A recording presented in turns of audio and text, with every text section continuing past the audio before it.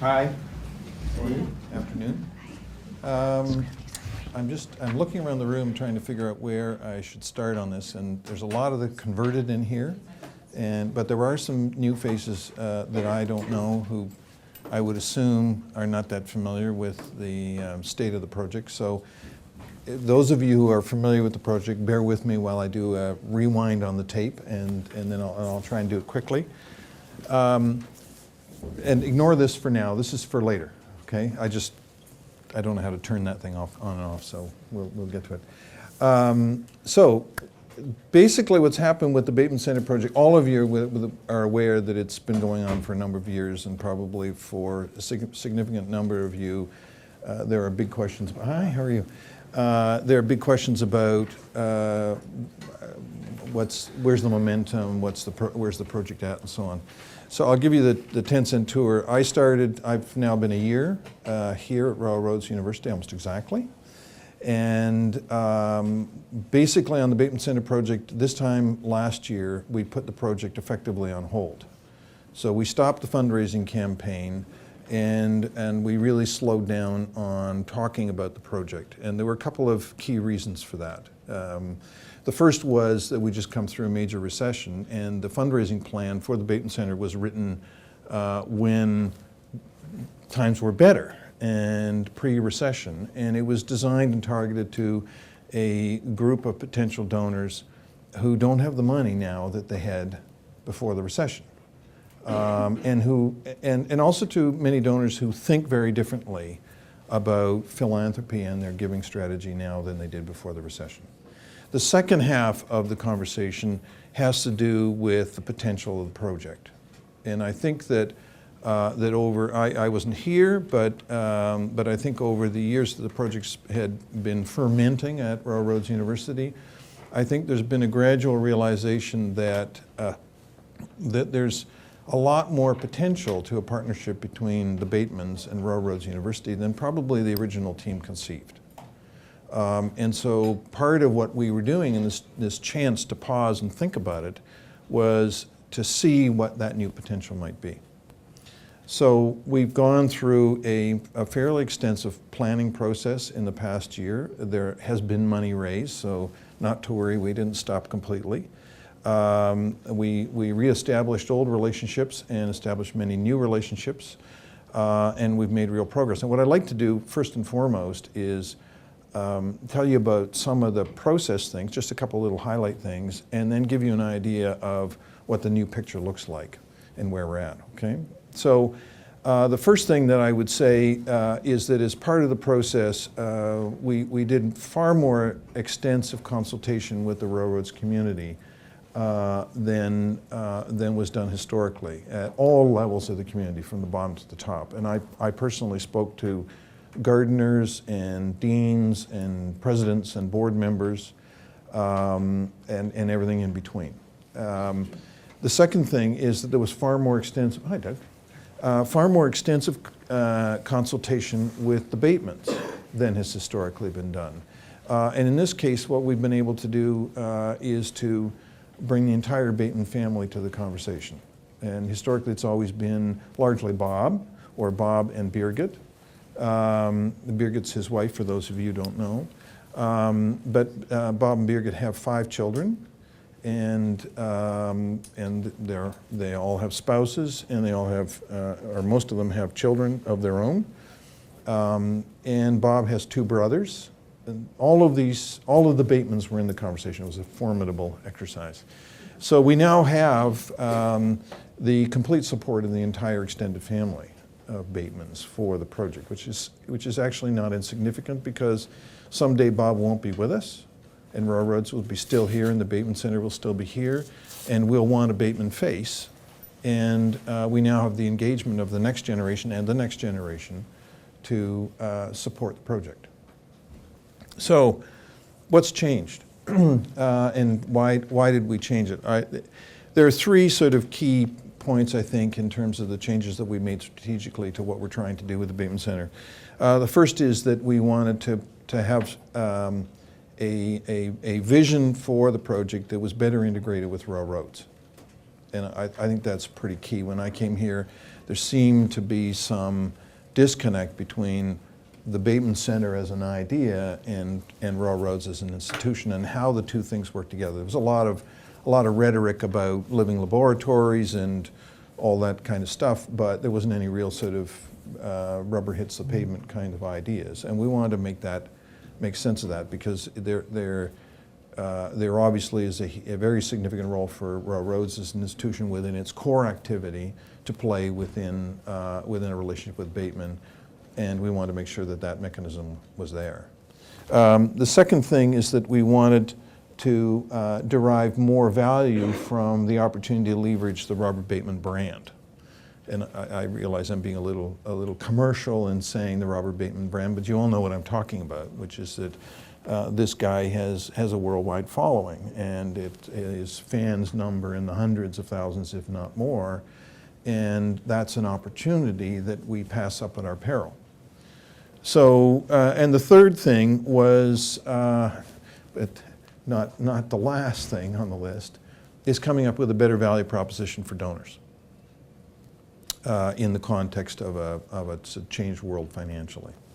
So what is it about? And what I would say is, in the simplest possible terms, that the idea of the center now is to connect business, government, and the not-for-profit sector to nature through education. And that sounds like a really simple statement, but a simple statement is the best way to get your message across. And basically what it comes down to is that we believe that the partnership between Robert Bateman and Railroads University can cause change and durable sustainability in society, because we are building this capacity on the foundation of Railroads' superb and unique educational model and the power of Robert Bateman's vision and philosophies. You guys want to come on in and sit down? Sorry. No problem.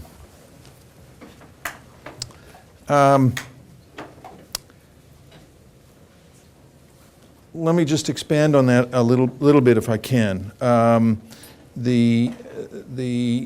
When we were working on building this platform, we invited, after we'd spoken to the community and spoken to the Batemans, and by the way, one other thing I should throw in that was significant was, in talking to the Batemans, one of the things that the family said as a whole, and it was actually initiated by the kids, was they said, we don't want a shrine to Robert Bateman.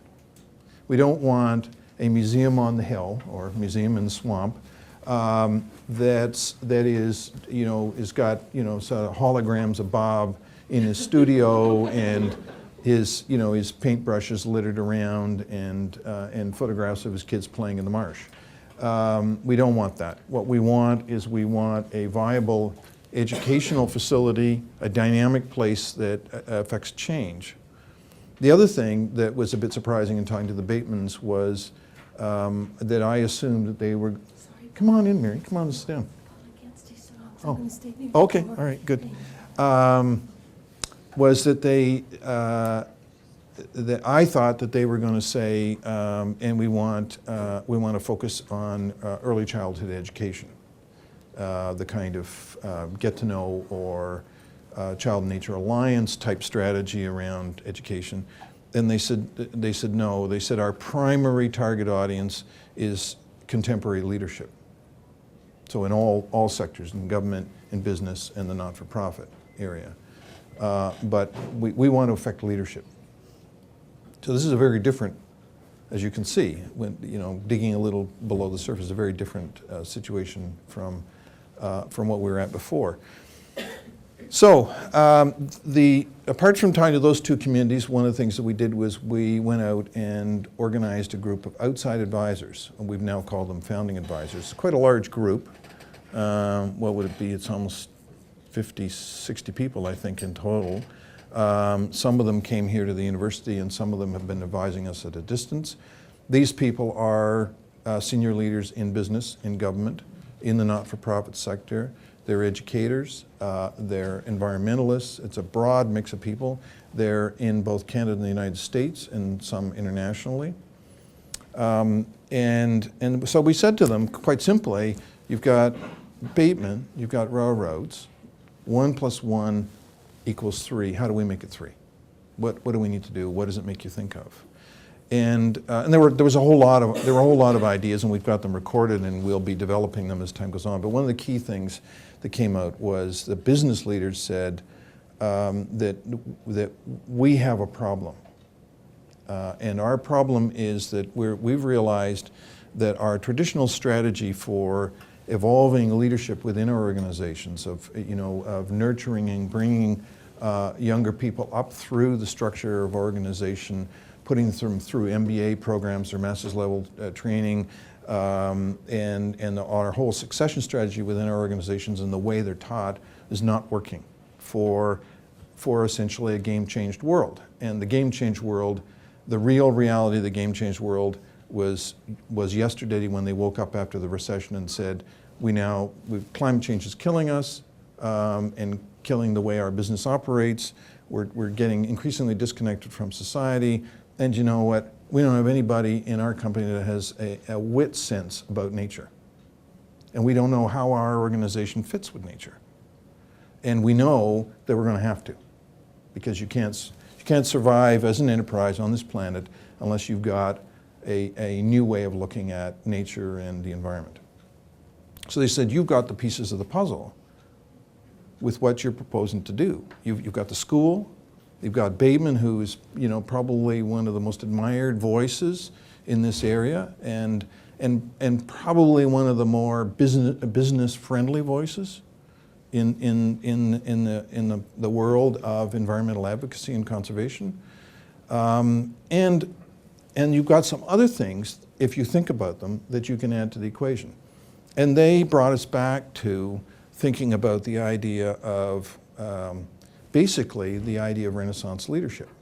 So that the old concept, and many of you are too young to sort of have this sense. When I was brought up, we used to talk a lot about holistic, the sort of mind, body, spirit type education, the emphasis on humanities and literature and all of that kind of stuff.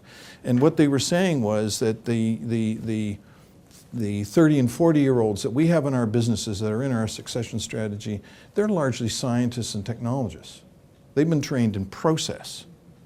And they've been to schools that now that are method-based, that have a very, very structured view, and they're linear thinkers. And we know in this world, with these kinds of changes going on all the time, that we need people to think broadly and think openly. And we also, if you look at it historically, art has always been, and art and culture have always been major drivers of innovative thinking and broad thinking, and the humanities. And the piece of the puzzle that's been missing in the concept of Renaissance leadership is nature, because it's not part of that discussion. So here you have an opportunity to create a new form of leadership training. So we think that, this is the outside people we're saying, we think you should focus in this area. And so that's great. It seems to fit. Railroads' history was based on leadership. There's leadership activity going on in all the schools. It has a huge potential. We know that, so far as we've been able to determine, there's almost no competition for this idea anywhere. That all the schools are getting increasingly linear in terms of leadership training, and there isn't a sort of humanistic, broad-based, values-based, where we heard that before, at this institution. Opportunity for this. So they left us with that, and they said, this is something we could get behind. This is something that we could put money into, and also this is something that we would take our brightest and our best and send to you. Sounds good, eh? That's what you want to hear, right? To come and take this programming. So that's where we landed up, and we've defined this idea under the working title of illuminated leadership. We didn't want to use Renaissance leadership because it's actually doesn't include the nature component, and we wanted to come up with a handle for the sake of talking to donors that we owned. So we weren't copying anybody else. So for the time being, we're calling it illuminated leadership, but it's in a lot of ways what it gets called in the long run is up to railroads. So You've all heard mention of the Bateman College and the Bateman College idea. The Bateman College idea came up before I joined the university. It was actually a brainchild of Steve Grundy's, and I don't know how I feel about the actual term Bateman College, so I'm going to reserve judgment on that idea. I don't know enough about the world of academia to understand what it means to call something a college and what implications there are for railroads in that sense. But it is certainly my hope that railroads will take these ideas that we've been given and these opportunities, and whether it's under the concept of Bateman College or some other approach within the university, will build on them and create something new that can be offered out to the world. I'm certainly, and the team is actively now trying to find donors, not only who will build a center that can be the kind of focus for this physical facility on campus, but also raising money for programming, raising money for academic chairs and for the design and development of programming in this area. But that's, in terms of the involvement of the Bateman Center team, that's as far as it goes. So from this point on the academic side, the degree granting or the credit side, it's kind of up to the university. And I'm here, and so is the rest of the team, as a resource to help think that through, to connect you with these opinion leaders if you need that, to act as a catalyst and to try and raise the money to make it possible. The other half of the opportunity at the Bateman Center is the opportunity to influence the next generations of, well, leaders, and I mean, we're all leaders in our kind of our own way, but the next generations of young people that are coming up. And that's always been something that Bob and Birgit have been very fond of. And that's also within the mandate of Railroads, because Railroads has a community outreach mandate from the province. And so the center now will focus on supporting that mandate as well. And so this is a sort of more long-term strategy around the Bateman Center, is to develop and grow programs in that area. And we're going to do that through a variety of mechanisms, and I'm going to talk about this in a second, which is the Bateman Center website. But we see doing it through direct programs, so specifically running both established programming and experimental programming for young people out of the center, using the center as Alan's very fond of saying, as a laboratory for developing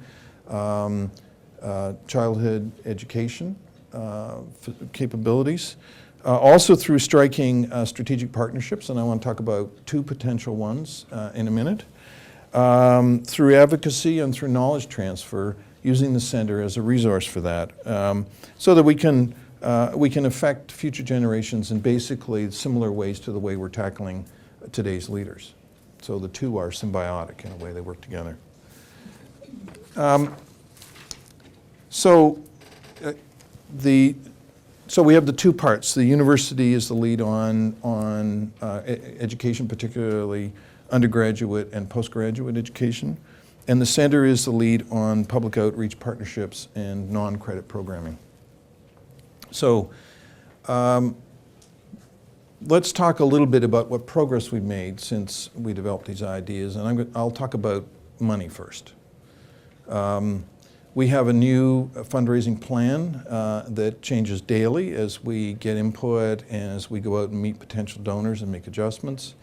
That fundraising plan has two sort of main components. There's a capital and program fund, and then there's an endowment target. The capital and program fund target is around 27 million, and the endowment target is around 20 million. Now these are very ambitious targets, but I'm I'm out there talking avidly about how these are completely achievable targets, and obviously I have reserve targets in the back of my head, but that's the way we're projecting at this point.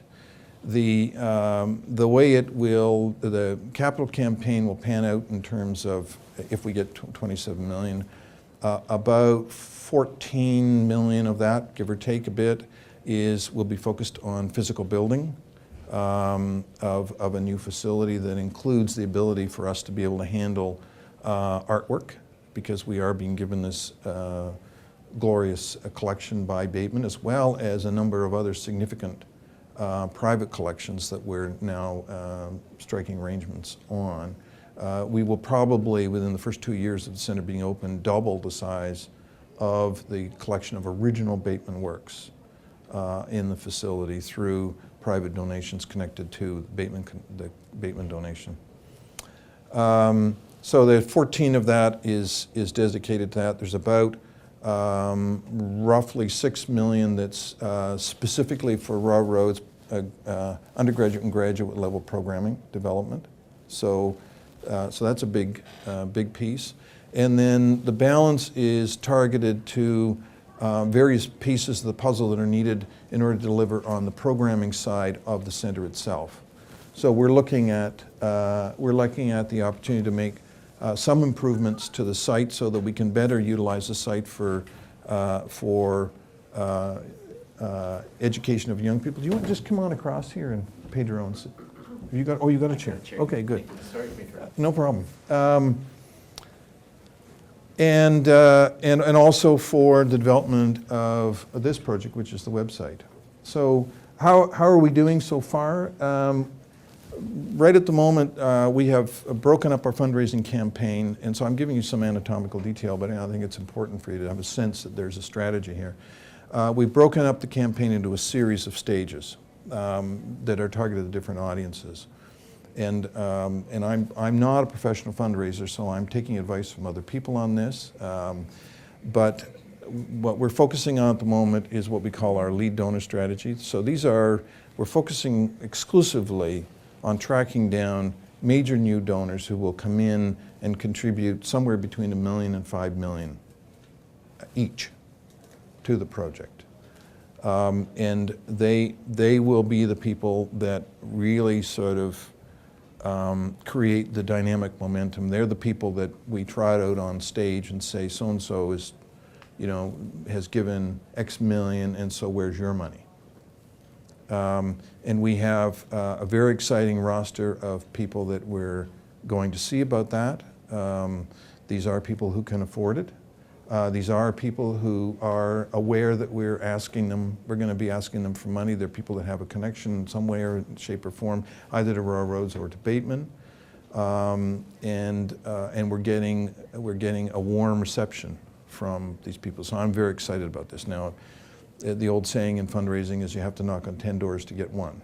So this is a process, and there are going to be disappointments along the way. But that's our focus.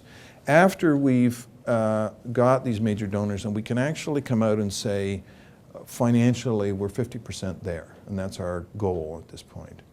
On the capital side, the endowment's another thing altogether. Then we will essentially relaunch the campaign publicly, and we'll be going after the sort of what we call major donors and minor donors, and we have strategies for all those. We have a corporate strategy, we have an event strategy, and we'll be telling you more about that in the coming months in terms of the rollout of that strategy. But the key at the moment is landing those major donors who have the name and the presence and the financial wherewithal to really re-kickstart our campaign. Okay. I will tell you that since the visioning process was completed, which was in December of this past year, we've raised about 1.4 million, I think, of new money. So that's as much money as has actually been raised in the entire history of the campaign. And that was based on the new story, so we know the story works. So two key strategic partnerships that I want to talk about, and I also want to talk about the website. In my view, and this was something that wasn't on the table in the previous strategy around the Bateman Center, is in my view, the virtual world is as important as the real world, notwithstanding the fact that we're talking about Bateman and children and nature and trees and so on. We cannot ignore the role of the internet. And in my view, the internet complexion of the Robert Bateman Center is as important as the physical building. One of the nice things about the way things have turned out over the last year is that we're going to be able to start on the website before we start on physically building the building. And the website will be finished long before the building is finished. We applied last summer for a federal government grant under the Canada Interactive Fund for the development of the website. And we got, I think, the largest allocation they've given anybody this year for funding. We got $225,000 from the federal government for the development of our website, which is a matching grant, so I have to raise another $225,000 to go along with it, some of which we already have. The website is a very ambitious project, and again, I don't want to go into a lot of detail. I just want to give you one tiny little example. And I should say that the Canada Interactive Fund is given to projects that are bleeding edge in innovation in web and cyberspace related to the cultural community. And these are really so the federal government can put up their hand and say, look, Canada is out there on the edge of technology and cyberspace technology. So we had to jump through some hoops, and we had to have a big idea for this that was going to catch their attention, that was innovative. This is just a quick mock-up of what the site could look like. What you're looking at here is a sort of final landing page in a search mechanism, and that search mechanism basically allows you to search all of Bob's work that he's ever done. And in the end, every piece, Sandra, correct me if I'm wrong, every piece he's basically ever done will be in this database at some point or another. Yeah. And when you can see, well, you can't really see it because it's not great on the screen. But basically, when you land, if this was a typical, and this page is based on the Chief, which is that wonderful image you did of the bison. It tells you everything about the original, when it was painted, and so on and so on and so on. It gives you Bob's little background spiel, which he has for all of his paintings. But it also allows you to do some interesting things. It allows you to do what we call My Collections, which is that if you're a print owner and you own this, you can put up your hand and say, I'm out there and I've got the Chief. And you can actually log in and have your own private space where your collection is actually listed. And you, at any time, if you've got friends over and you want to talk about they say, well, what's the background? Is why did Bob paint it? You can go to the website and he explains it. Not only does he explain it, but there's also a video of him talking about the work. And we have the funding in place to photograph Bob on video for 5 weeks, talking about every single one of his works, and he's committed to doing this. So we have a talking head piece on Bob as part of this overall website. You can Twitter it. You can move it over to your Facebook. You can email to your friends. You can vote on it. You can do all those kinds of social networking functions within the website. The other thing that will be here over time, we want to create a wiki mechanism so other people who want to put in referential information about either bison or the image or the artistic content behind it or something else can plug that into our website, plug in either links or actual content. Even videos of, let me tell you about woodland buffaloes, right? Whatever it is, that can also be plugged into the site. The thing that I get really excited about is that all of these major images will also have associated with them a QR code. And a QR code is the device that, for example, if you get a boarding pass on your smartphone, there's a funny little square code that they scan when you go through the gate. That's called a QR code, and it's basically a three-dimensional barcode. Each of these images will have that code attached to them. So I'll give you one example. If you're a teacher and you want to use Bateman images as an educational resource, what you can do is through the teacher and education section, you can go in and you can actually download and print these QR codes for these images. And you just print them on 8.5, 11 sheet of paper. You could wander around Charlie's Trail and pin them up on trees, right? And then you could bring in your class of 13-year-olds and say, we're going to do a walk through the woods. You need to bring your smartphone and your earbuds with you today, right?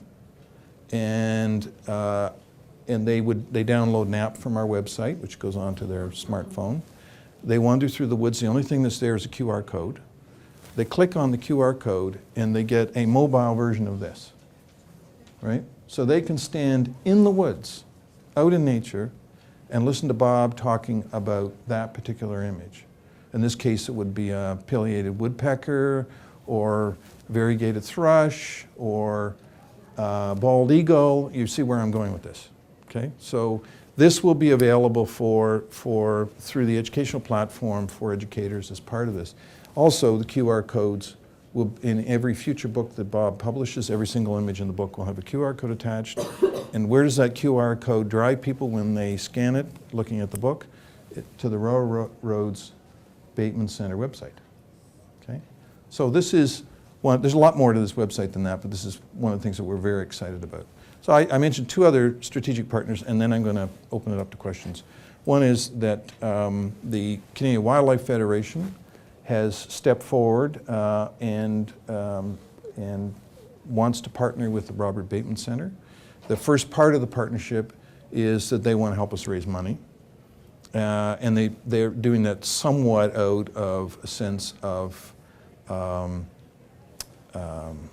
what's the word, gratitude for Bob, because Bob has basically helped them over many, many years. They're also going to go to the other major wildlife organizations in North America and tap them on the shoulder and say, you owe Bob, so we need to raise money to make the center happen. So this is a significant strategic partnership, but it goes beyond that. And it relates back to the website, and that is that they have now an active subscriber base in Canada of 300,000 people. These are all people very familiar with Bateman because they've seen it in their magazines and so on and so on and so on. They're going to give us access to that database. So the minute we turn this on, we have critical mass of 300,000 people in Canada who we will drive to this website using their facility. Also, they're in 5,000 schools in Canada. And they want to take the programs that we're developing here and will be developing over the long term and bring them to that school network. So we have an instant school network mechanism. So that's one example of a strategic partnership.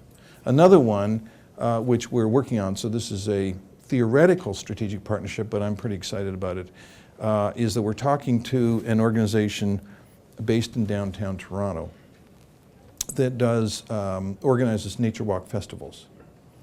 And they've come up with a concept for an urban trail in downtown Toronto, and the setting is absolutely amazing because I don't know if all of you know very much about Toronto, but this trail is right in the center of downtown Toronto. It goes through Rosedale, Forest Hill, connects with the Brickworks, which is the new sexy kind of social, public and commercial environmental reconstruction sustainability project on the Don Valley, and goes past Bloor Street, which is the big shopping mecca area. It also coincidentally goes by Bob Bateman's childhood home and the park, and it goes through the park and ravine that he spent his early years learning about birds and animals in. So they're talking, and they put a proposal forward to create the Robert Bateman Nature Trail in downtown Toronto as an urban trail. And what they're basically proposing is that trail is the Robert Bateman Center at Railroads' Robert Bateman Nature Trail in downtown Toronto. And guess what? The interpretive program would use QR codes, right? The interpretive program would be driven out of the center at Railroads. And this proposal also contemplates the idea of creating urban trails in other major centers in North America.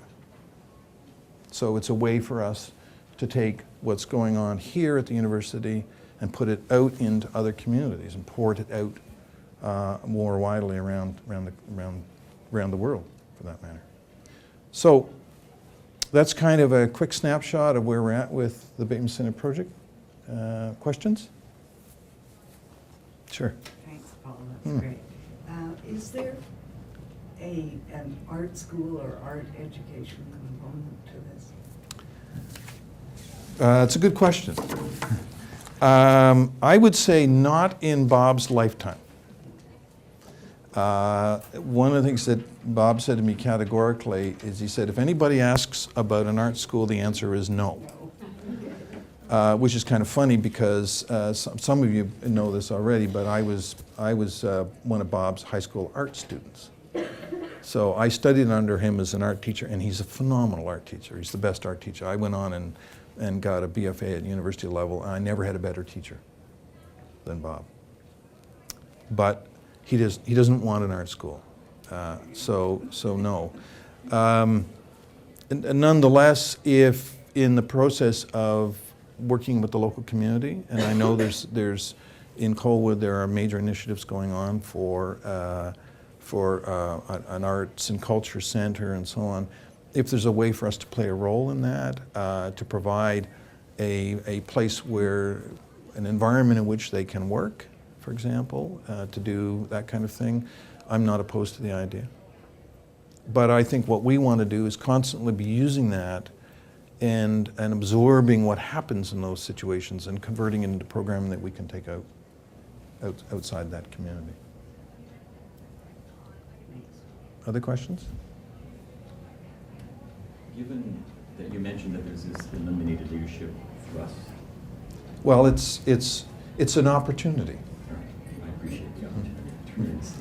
What I'm curious about is how is that being held by where it is now, and who and where. So if I wanted to talk to someone about those aspects, who would I go to? Well, I don't know. Mary, can you help me with that at all? I'm glad you're looking at Yes. me. You say Steve Grundy. So in terms of program development, Great, thanks. I can tell, Steve is very enthusiastic. Sorry.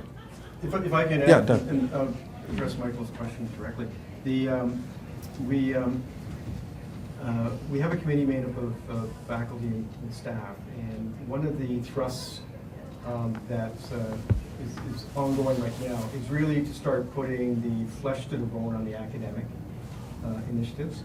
And we've had 2 meetings with core faculty, and this meeting was an opportunity to obviously share with staff and associate faculty as well where the vision is now and where it's heading. But on May 26th in the morning, we're actually having a session, and anybody is invited to the session, but it's really a focus on what are the next steps with regard to the academic programming. So it's going to be looking at the role, how does a Bateman College fit in? What is a Bateman College? How does it fit in? What existing ideas have already come forward? I know Deb and her team have done a lot of work, and we want to make sure that those ideas are captured. But it's also, given the current vision, what new ideas do people have around academic programming, and who specifically could they be addressed to? So it's really trying to take the next steps to concretize the vision. The other thing too is really looking at the opportunities that cut across different schools and programs, but at the same time making sure that we're taking advantage of existing opportunities. In other words, why create a new program if we already have elements of a program already in place of Royal Roads to meet a particular purpose? So it's really trying to generate strategies to move forward with the academic programming in a really concrete manner. So that's May 26th. Madeline, do we have a room there? What's about us, 3:21? Yes, yeah. What time? That's the 9 to 9 to noon. Yeah, thank you. Thanks, Doug. Any other questions? What's the anticipated go-live date on this website? It's brilliant. Well, My ambition is that it launches in February of 2012. But it is a successive strategy. I'm hoping that something in the way of an early framework will be available this fall. And then we'll just add functionality as, sort of agile development. We'll just build it as we go, and rather than a sort of big bang start on it. We need a revamped Bateman Center website now because donors are looking it up and they're finding nothing. So, yeah. Any other? Kind of preempted my question about what do you have now available for interested donors? We have a background brochure, which has just come out, by the way. Help yourself to those. And there's also a great article on Bob. We have lots of copies of that. For the more serious donors, we also have this document, and both these are available in soft copy as well. This is called the Case for Support. And it actually outlines what money we need, when, what we're using the money for, and includes such things as naming opportunities within the potential new facility. So those pieces are available at the moment. There are background pieces on the website concept, on the building, and a variety of other things as well, more in-depth documents. Any other questions?